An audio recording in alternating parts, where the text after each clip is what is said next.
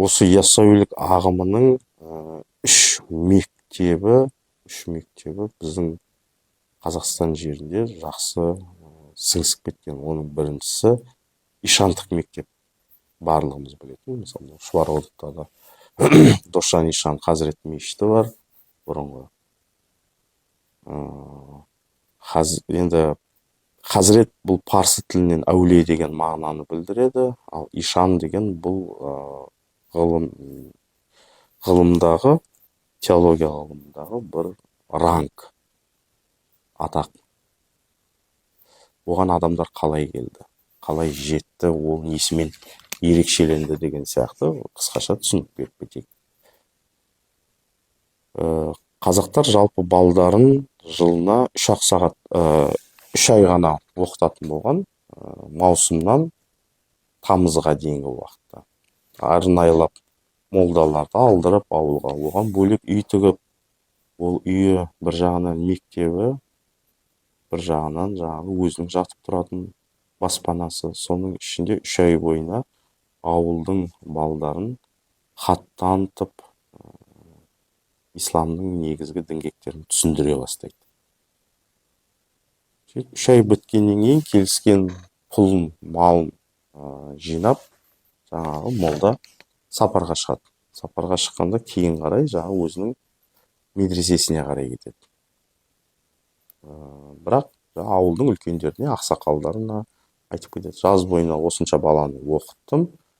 Осынша баланың ішінде мысалы 4 бала немесе 5 бала өте қабілетті, алғыр, есте жақсы сақтайды, тез жаттайды деген сияқты ерекше қасиеттерін айтып кетеді. Егер сіздер бұл балдарыңызды әрі қарай оқытам десеңіздер, мен алып кетейін.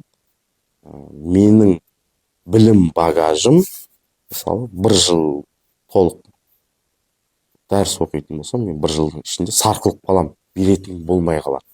Соған дейін бала бос уақыт өткізбей, менің қалған білімді алсын дейді. Сөйтіп, ауыл адамдары жиналып, ақылдасып, 1 жылда кететін шығынның көлемін есептеп, оны ортаға талқылап, ауыл болып, жылу жинап, сөйтіп айтқан 1-2 баланы өзімен бірге алып кетеді. 1 жыл бойына ол бала мысалы оқиды, мұғалім, молдасын таусат білімін. Сосын молда құрақ көрпелер пайдаланатын жыртыстар. Сондай 1-2 жыртысты алып, шапанның ішіне тігіп жібереді. Яғни онда тіккен себебі ол осы молдадан білім алды, ары қарай бұл сертификат ретінде жүретін болған. Мысалы, мұғалімді тауысты, енді келесі уровеньге өтіп жатыр, келесі мұғалімге жетеді деген сияқты. Сөйтіп, келесі ұстазына барады, оны да тауысады. Сонымен молдалар өздері бірлесіп, жиналыс сияқты жасап, бұны мысалы Көкілташқа, немесе Самарқандқа, Бұхараға, медресеге жіберіп оқытуды көздейді.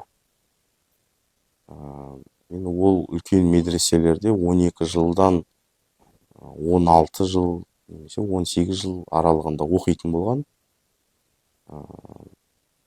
Бір класста 40 бала жасақтайды. Сөйтіп, жасақталған 40 баланы медреседе бір ишанға береді. Ишан сол 12 жыл мен 16 жылдың аралығында бойындағы білген бүкіл қасиеттің барлығын сол балдарға дәріс ретінде береді. Сол 40 баланың ішінен бір бала мысалы ерекше болады. Сол ерекше бала ұстаздың көңілінен шығады. Сол кезде исламды жүректен жүрекке беріп жібереді. Соны мысалы түсінікті болсын, мен сіздерге айтып отырғаным, бұл ишандық мектеп дейді. Яғни ишандық мектептің тағы бір ерекшелігі, бұл жерде мұғжиза болады.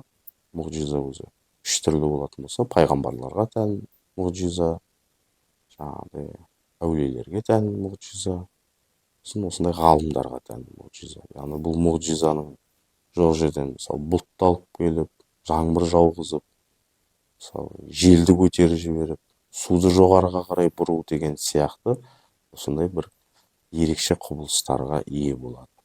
Соларды ишандар деп атайды. Енді класстағы манағы 39 бала енді не істейді? Олардан ишандық шыққан жоқ. Олар қазіргі Турцияның территориясына барып 13 сабақтан емтихан тапсырады. Мысалы, жаратылыстану, геометрия, физика, Құран, әптиек деген сияқты сабақтарды 13 профессордың алдында отырып емтихан тапсырып, содан жаңағы қағазға 13 профессор өздерінің мөрлерін қояды. Ол кісілер ахун атанады. Қалжан ахун деп естулеріңіз бар. Олардың да мешіт медресе ұстауға, бала оқытуға, диқаншылықпен айналысуға құзыреттілігі болады. Бірақ та бір ерекшелігі бұл кісілердің тағы да, мысалы, базардағы әр заттың құнын осы кісілер қояды. Мысалы, ишандар, ахундар, мысалы, сырттан керуен келді, керуеннің алып келген заты мына жердегі халықтарда кездеспейді. Соның мүмкіндікті пайдаланған, мысалы, саудагерлер бағаны көтеріп жіберуі мүмкін. Сондай бағаны көтеріп жібермеу үшін, қоғамда тұрақтылық болу үшін ахундар осындай қызмет атқаратын болған.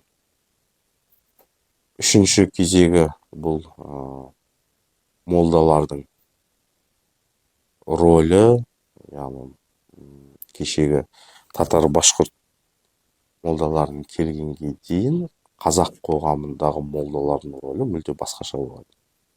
Басқаша болды деп айды аспаннан бір шығарып атқан жоқпын. Мысалы, 40 күнге дейін қайтқан үйде ол молдалар отыратын болған. Жергілікті халықтың қазіргі тілмен айтқанда депрессия, паникаға түсіп кетпеу үшін оларды стрессовый состояниялардан шығарып, уағыз айтып, қатты қайғырған адамдарды тоқтатып, ауыл балдарына сауат ашып сөйтетін болған.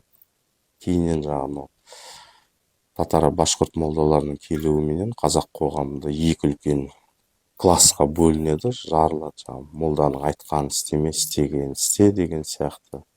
Сосы негізгі исламдағы, соның ішінде суфизмдегі біздің жерге келген, мен қысқаша осы 3 тармағын айтып отырмын.